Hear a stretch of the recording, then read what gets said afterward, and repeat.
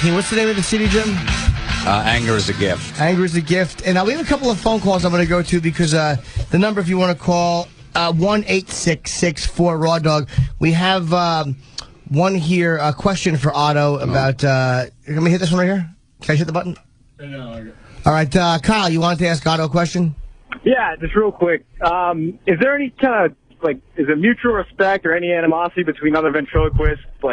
Jeff Dunham is the only one that comes to mind right off the bat for me, but, what's the deal between you guys and other, anybody else in that art form? He made $37 million last year, and I can afford a large Sicilian pie.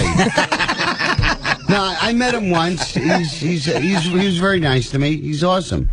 I work for a different type of people, parolees, degenerates, Degenerates. Yeah, disenfranchised, yeah. Cool.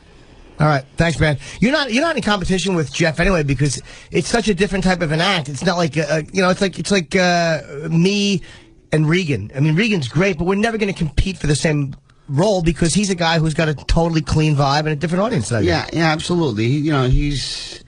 He's family friendly, and I'm not. It's a very, very, very great difference there. You're the guy though. You're a comic who all comedians love. It's very weird. Like if you say Otto and George, there's no comic. I've literally never heard a comic shit talk you. Comedians fucking motherfuck each other all the time. That's true. They love to find a reason to not like other comedians. Yeah, very deep. Otto is one of the bitterness. comics that everybody wants to watch when he's on stage. They all go in the room to watch him. I don't care if they're fucking clean comics or alternative comics. They all have an Otto story. That's the dirty ventriloquist. There's no one has ever said a bad word. The comedians, every fucking comic loves you, man. It's a very rare thing you have. I remember there's another Otto story he was doing. I think Governor's in Long Island. This big fat lady was heckling him, and she was walking out. He goes, Jesus, I'm getting heckled by Jabba the Cunt.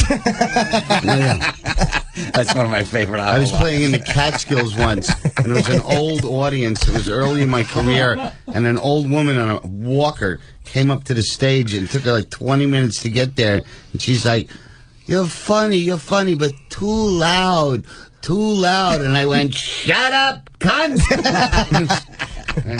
I shortened her fucking life. One of the hardest laughs I ever had was me and Otto were doing, and Jim, you've worked for fucking the guy named the Pickle Man. Yeah. In Pennsylvania, he was how would you describe him? Otto described him once. He said he looked like a Jewish rhinoceros. Yeah, he was disgusting with a bad wig. Horrible. Yeah, he had a wig. And he'd give you a jar of pickles at the end of the gig. Yeah. Yeah, bad mustache. With you like $50 cash. But I like the Pickle Man. And he drove a big pickle truck. He drove like a fucking giant delivery truck. And me and Otto were doing a pizzeria for him. And Otto's on stage. And, it had like pizzeria seating. It was like tables at a pizzeria. And they just put a microphone at the end. And it was going fairly well. And I'll never forget, this woman walks with her probably 11 or 12-year-old kid, or maybe even 8 years old, down the middle of the aisle. She's going to sit in the front by the stage, but literally everybody is watching her and her kid walk, and it stopped the show. Yeah. And Otto said, oh, look at the kid. Isn't he cute? I'd like to grab him by the ankles and crack his skull on the fucking sink. And it just, the air went out of the room. It's one of the hardest I've ever laughed, because I understood it was a Caligula reference, and it was a barbaric Caligula reference. And it's one of the most brutal, funny things I've ever heard a person say. That is a brutal image to wish on some stranger's On a scale of 1 to 10, what did that joke get? 10 being the best. For me, no, for the audience. For the audience, nothing. Perhaps I'm being generous if I say a 2. Really? I gave it a fucking 9 3/4. Right. It might be as hard as I've ever laughed at a live comedy, because I couldn't believe it's hard to shock comedians, and it was also funny. Yeah. It wasn't just shocking; it was really funny. Man. There's nothing funnier when Otto loses a room. You know what I mean? And then he'll get him back a couple minutes later. But I love when he does that, because he doesn't care.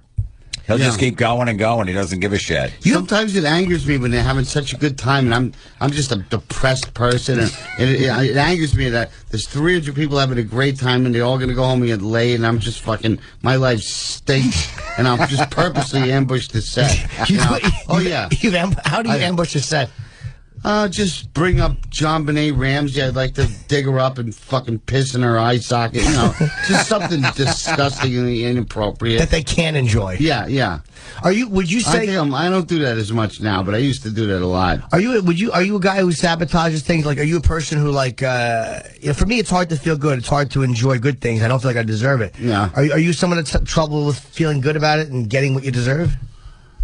You mean career-wise? Yeah, in general, enjoying life. Yeah, just the feeling of not of wanting to get on to the next thing. I'm never comfortable wherever I am. I'm not comfortable. I want to be doing the next thing. I'm always thinking about how do I get out of here? When is this going to be over? Unless it's something I'm watching a great movie or something, then I'm cool for 2 hours. But I'm very uncomfortable in my own skin. Yeah. What's the story? There was is there a story that you were going to do a Rodney special years ago? What exactly happened? Because somebody you can't listen to other comedians because they don't know what the fuck happened. Well, you were going to do a Dangerfield special.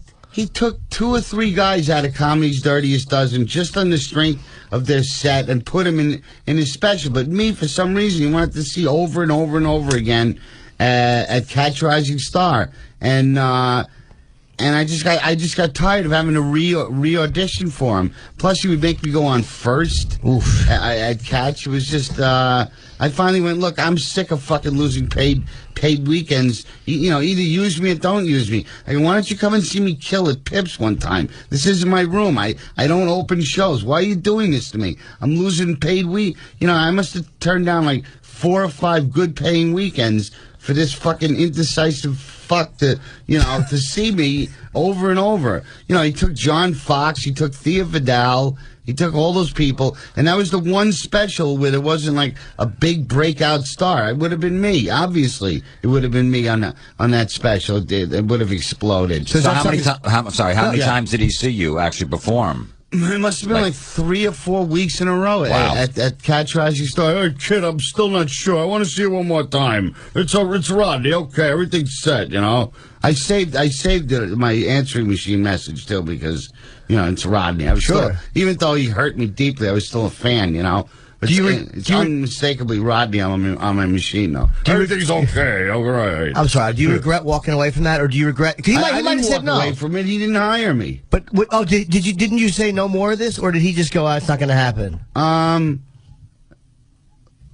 I said, look, just come and see me kill at Pips. I can't go emotionally. I can't go through this anymore. I mean, how many times is he gonna, make me not get a yes or a no? Right. It's a big deal. It's fucking 6 minutes on an HBO special. See, that's the thing with comics, especially when you first start out, you start making good money. You don't want to go into the city to do an audition on a Friday or Saturday because you're losing good money. You finally got to that point where you can make a living doing it. So it's always a struggle. But the guys that never went to New York City or to California to make it are stuck and never did it. You have to you got to meet them halfway. You got to go in sometimes. You got to take it in the ass and lose a little money on a weekend or during the week and get your ass in there. That's what we had to do to get to where we were in our career. It was like he had something else to do that night, and he just wanted to see me go on and then get the hell out of there. But it was like, it's inappropriate to start a show with me. The audience, you know what I mean? It just wasn't right. He didn't. I think he should have known better. I think you're right. Yeah. We have a guy who has a very strong words for me. If I hit this button, will it pick up or no? Oh, I'm such a dummy. I've asked the same fucking question 3 times, and Steve is politely ignoring me. I should just shut up and let you answer the phones. Let's go to Randy in St. Louis. All right, Randy? Hi, buddy. What's happening? Hi. How you doing? Good. Well, I think that Mr. Norton, you ought to just come on down here to St. Louis, and maybe you could be a new ventriloquist dummy for Bobby Fletcher or something next week. Who's Bobby Fletcher? That's one of the characters.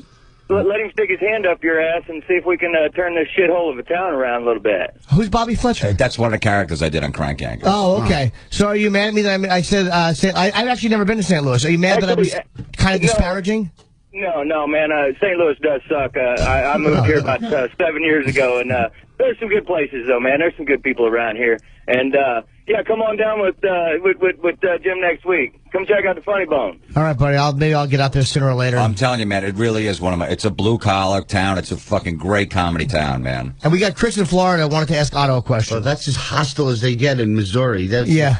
Jesus. Yeah, come on down. Come on now. I'm just kidding. Love you. We'll see if you don't like it.